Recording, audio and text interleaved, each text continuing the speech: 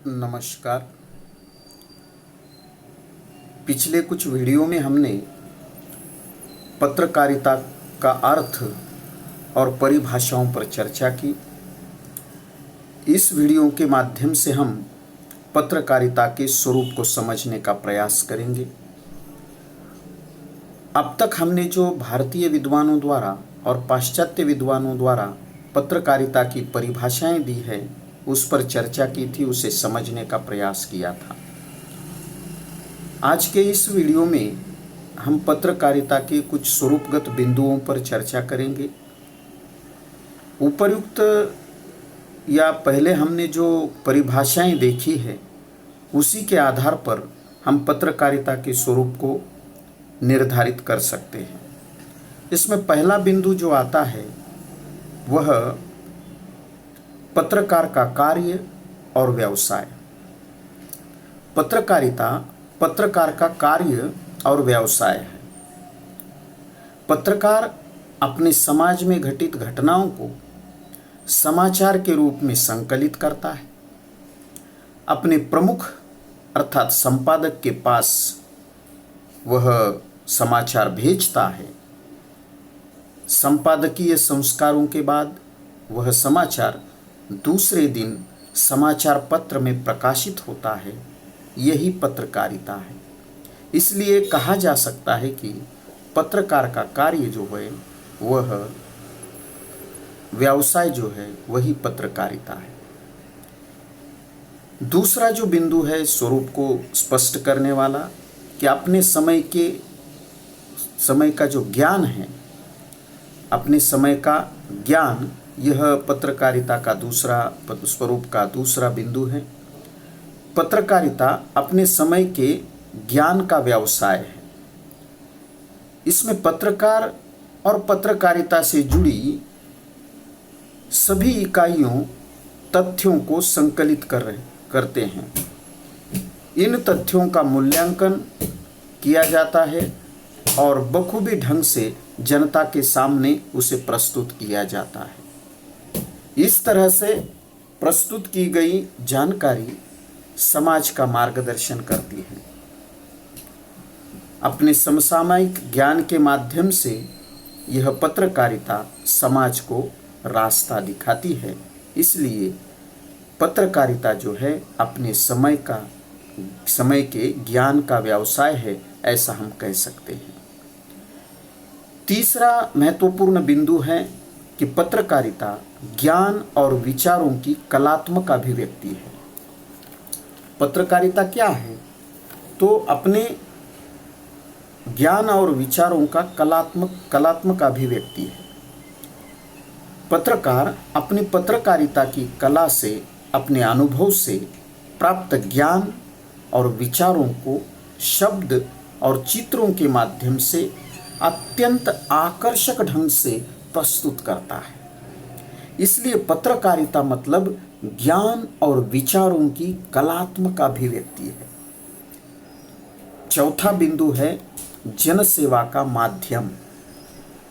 पत्रकारिता क्या है? तो पत्रकारिता को जनसेवा का माध्यम भी कहा जाता है, क्योंकि पत्रकारिता समाज में घटित घटनाओं का विश्लेषण करती है, उसका मूल्यांकन करती है। समाज के लिए जो हितकर है, जो कल्याणकारी है, उसे प्रकाशित करती है और उसे सामान्य लोगों तक, जन जन तक पहुंचाती है। इस दृष्टि से अगर हम देखें तो पत्रकारिता लोकतांत्रिक परंपराओं की रक्षा करती है। लोकतांत्रिक परंपराएं कौन सी हैं? तो स्वतंत्रता, बंधुता, न्याय, समता, ये लोकतांत्रिक मूल्य हैं और इन मूल्यों की, इन परंपराओं की रक्षा की जिम्मेदारी पत्रकारिता पर होती है। इसी कारण पत्रकारिता को लोकतंत्र का चौथा आधार स्तंभ भी कहा जाता है। समाज में शांति और भाईचारा बनाए रखना, व्यक्ति व्यक्ति के बीच बंधुत्व के संबंध स्थापित करने का प्रयास पत्रकारिता करती है। समाज में शांति बनाए रखने का महत्वपूर्ण कार्य पत्रकारिता द्वारा किया जाता है। इसलिए कहा जाता है कि यह पत्रकारिता जो है जनसेवा का एक माध्यम है। समाज में कई सारे पत्रकार ऐसे हुए हैं और अभी भी मौजूद हैं जिन्होंने पत्रकारिता के जरिए समाज की सेवा की है और आज भी वह कर रहे हैं। पांचवा महत्वपूर्ण बिंदु है सूचना एवं ज्ञान प्राप्ति का माध्यम। मनुष्य अपने दैनंदिन जीवन पत्रकारिता के माध्यम से समाज में हो रही घटनाओं के साथ साथ साहित्य, संगीत, कला, राजनीति, अर्थनीति, ज्ञान, विज्ञान आदि संबंधी जानकारी प्राप्त कर सकता है। सामान्य मनुष्य को पत्रकारिता ही विविध विषयों की जानकारी और सूचनाएं प्रदान करती है। विविध विषयों संबंधी सूचना एवं ज्ञान प्राप्ति का सबसे सरल, सबसे सहज अगर कोई माध्यम है तो वह पत्रकारिता है। छठवां जो अत्यंत महत्वपूर्ण बिंदु है वह है अत्यंत प्रभावी माध्यम। लोगों की दृष्टि से पत्रकारिता अत्यंत सहज और सरल उपलब्ध माध्यम है। यह सहजता से कहीं भी उपलब्ध हो सकता है, इसलिए जो है यह अत्यंत प्रभावी माध्यम भी कहा जा सकता है। समाचार हर गांव देहात तक आज पहुंच चुका है। अगर हाथ में मोबाइल है तो मीडिया के कई सारे रूप आपके हाथों में मौजूद है। आज पत्रकारिता जितना सहज और सरल उपलब्ध माध्यम है उतना ही वह प्रभावी भी है। वर्तमान समय में पत्रकारिता ने सभी स्तरों के लोगों को झकझोर दिया है, प्रभावित किया है। उसके हर आचरण, सामान्य मनुष्य के हर आचरण और व्यवहार पर पत्रकारिता का प्रभाव हमें दिखाई देता है। केवल अपना देश ही नहीं, संपूर्ण विश्व की अर्थव्यवस्था, राजनीति, समाज, संस्कृति, कला, साहित्य, ज्ञान, विज्ञान के सभी क्षेत्रों को इसने प्रभावित किया है। इसलिए हम कह सकते हैं कि यह पत्रकारिता अत्यंत प्रभावी माध्यम है। और अंतिम जो बिंदु है जो पत्रकारिता के स्वरूप को भली भांति स्पष्ट करता है वह पत्रकारिता अत्यंत महत्वपूर्ण बिंदु, पत्रकारिता के दायित्व को समझाने वाला जो बिंदु है या उसके कर्तव्य को स्पष्ट करने वाला जो बिंदु है वह है समाज प्रबोधन का माध्यम। अत्यंत प्रभावी माध्यम होने के कारण पत्रकारिता समाज प्रबोधन का अच्छा माध्यम बन सकता है।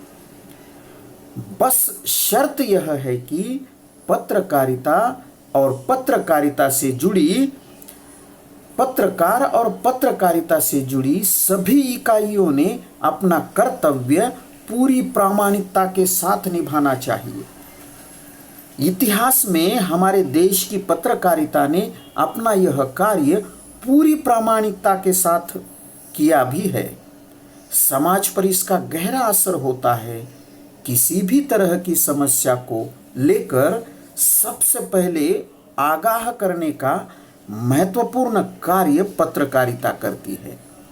आज अगर हम देखें तो वैश्विक स्तर पर फैली ये जो कोविड-19 की जो महामारी है, इस संपूर्ण जानकारी हम तक अगर किसने पहुंचाई है तो पत्रकारिता ने पहुंचाई है। हमें इस बीमारी से सावधान करने का महत्वपूर्ण कार्य अगर किसने किया है तो पत्रकारिता ने किया है।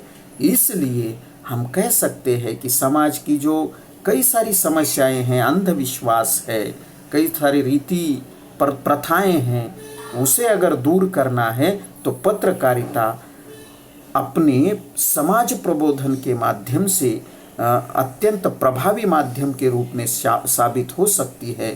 केवल शर्त यह है कि पूरी प्रामाणिकता के साथ पत्रकारिता ने अपनी यह सामाजिक जिम्मेदारी जो है निभानी चाहिए। संक्षेप में हम कह सकते हैं कि मनुष्य की जिज्ञासा से पत्रकारिता का उदय हुआ। पत्रकारिता समाज, देश, दुनिया की जानकारी और सूचनाओं को मनुष्य तक पहुंचाती है। वह एक कला होने के साथ साथ व्यवसाय भी है। अपने समसामयिक समाज को बारीकी से जानने, समझने का वह एक सहज, सरल और अत्यंत सहजता से उपलब्ध होने वाला माध्यम है। वह पत्रकार की दृष्टि से अपना ज्ञान और विचारों की अभिव्यक्ति का सशक्त माध्यम बनता है। पाठकों और श्रोताओं पर गहरा प्रभाव डालने की उसमें क्षमता है, सामर्थ्य है। इसी कारण वह जनसेवा का, सूचना एवं ज्ञान प्राप्ति का और अंतिमतः समाज प्रबोधन का अत्यंत प्रभावी माध्यम है। तो इस तरह से हम पत्रकारिता के स्वरूप को समझ सकते हैं। आज के लिए बस इतना ही। अगले वीडियो के साथ हम फिर मिलेंगे। धन्यवाद।